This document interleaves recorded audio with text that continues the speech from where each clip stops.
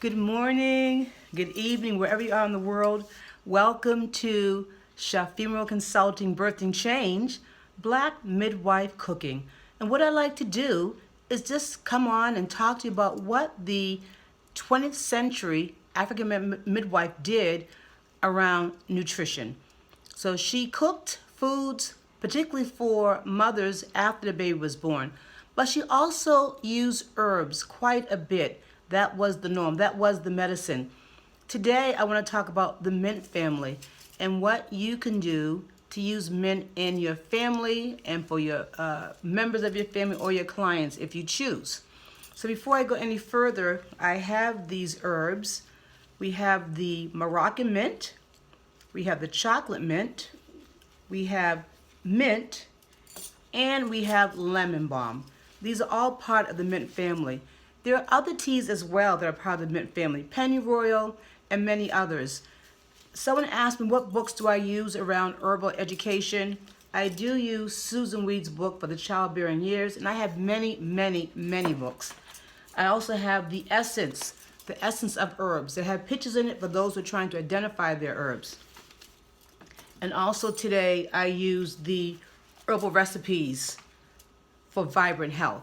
And so most of these mention mint. So what mint is good for is potassium, which can help around blood pressure regulation. It's a stimulant. Some say it's aphrodisiac. Some say it's good for digestion, headache, and overall relaxation. Before I go any further, I want to let you all know that I am not a medical doctor. I am a traditional midwife.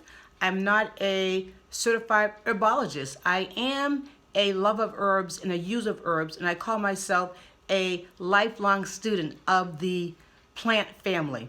And so I use them since I was, for the longest time, over 40 years, if you may have heard before. I use them for myself, my family, my grandchildren, my clients, my husband. Is so cute because my grandchildren walk over and their mother will say, yeah, here we go. Nana, I'm sick, I have a headache, I have a stomach ache, and they know I'm going to go to my cabinet and pull out and make them a tea, which they love, and honey. They love the sweet honey teas I make them. That makes them feel so much better. The mom goes, yeah, when they get sick, they always want to come to Nana's house. I find that as a compliment. But so these are the mint families. Now you can see that the chocolate mint has a dark stem compared to the mint. So just the mint itself is green and this is darker, and they smell really good. This is the Moroccan mint, which is more, if you can tell, it's curly. So curly leaves, it smells super strong. And then we have the lemon balm, which smells like lemon. You can make each of these herbal weeds separate as an infusion. You can just take a whole bunch of the chocolate mint and make a strong tea, or just take your plain mint strong tea, or the Moroccan mint, or the lemon balm. I took mine and I mixed them all together in this. I use a stainless steel pot for my infusions as opposed to the black cast iron. The black cast iron I use for cooking the food, but for the herbal infusion I use a stainless steel. So you boil it for about an hour. You rinse it off first. If you see a lot of where the leaves have been eaten when you go to pick your herbs, don't pick them. Let them stay. It means that the insects are liking that particular stalk. So let them have that. You look around and find a stalk where there are no little insect bites. You got to find them. So I saw a lot of insect bites on mine, and I left them and went and found the stalks that have no bites from insects on them. So you rinse them off. You say your prayer. You put them in your pot, and you rinse them twice because there could be a little bug on the back. You check. You may not mind eating bugs, ladybugs and things like that, but if you do, you want to rinse them really well and get everything off. Cover it with water, and then you let it boil. Keep the top on as much as you can, like a crack, to keep the oils inside, and then you let it sit overnight. So I might have boiled this. I'll start at 10, give it an hour, let it sit and simmer slowly, and then I turn it off and I get it the next morning. So then I have this very dark drink. This is the infusion of the lemon balm, the chocolate mint, the mint, and the Moroccan mint is all in here. So this is what I have, and then I just get to pour it in this glass, and I have a very beautiful glass of a nice sweet tea that's very healing. So you can put honey in it or cane sugar in it, or you can drink it plain. Summer is great as a cool, refreshing drink when visitors come over or pregnant clients hot. She can drink it. A new postpartum mom, I would give it to her warm. It can help her to relax.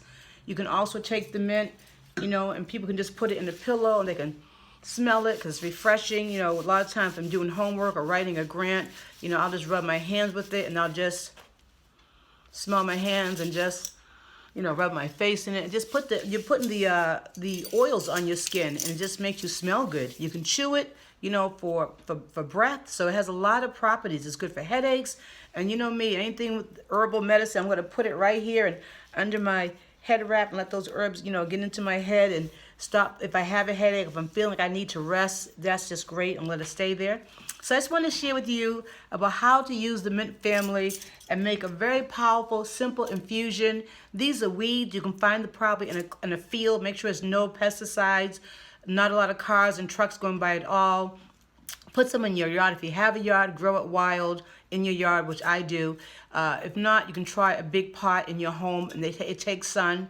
Or you can buy them. You can buy it already dried up in a bag. But I want to say, when I read about the traditional midwives of the 20th century, the African American midwives of the 20th century, of course, what I read, they did not dry the herbs. They would go pick the medicine as needed. So mainly back then, people were always drinking fresh teas. They weren't drinking, we drink dry teas, but that was not the norm. They would go get it fresh. They knew where it was. If you're sick, we're going to go get it now. We're going to make it now. You're going to drink it now. We're not going to go get dried up bulk. But we're in a different time and era. But if you're fortunate to have it like this, which I do, most of my teas are always fresh. I don't use that many dry teas because most of what I want is in my yard fresh. I get to do that, except for the winter, which case you're going to hang it upside down and let it dry. Then I would have dry tea for that. All right, you all. Just remember that Chef Female Consulting is all about helping healthcare professionals become culturally competent. We want to help you learn how to have patient satisfaction and to scale your business. And the bottom line is to improve perinatal outcome. So these conversations are all about what we can do to make sure we're having a better world and making sure that families can have the best quality options of being as healthy as possible, and that you, the healthcare provider or the birth worker, is taking good care of yourself. So this is something you want to, after a birth, you want to drink some of this infusion and calm yourself down from the wonderful work that you do and celebrate yourself. So peace and blessings and love always.